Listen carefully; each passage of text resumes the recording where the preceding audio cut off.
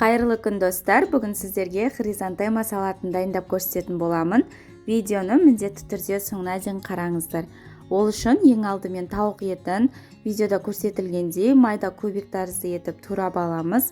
Менде осындай ысталған тауық еті. Қаласаңыздар, оның орнын қайнатылған тауық етімен алмастыруға болады. Онан соң банкадағы шампиньонды турап аламыз. Жұмыртқаның ағы мен сарысын бөлек ажыратып, ағын үкіштің орташа көзінен, сарысын үкіштің майда көзінен өткізіп аламыз.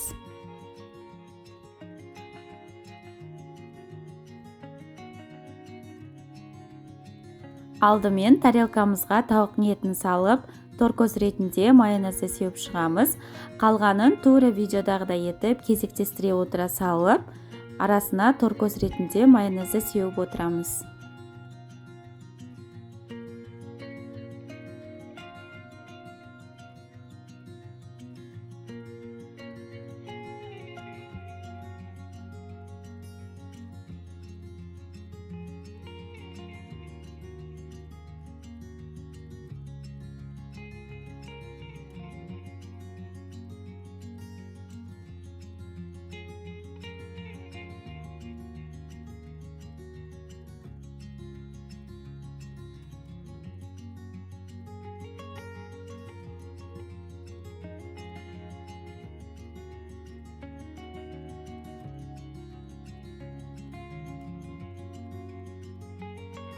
Соңынан салатымызды чипсымен әсемдеп шығамыз.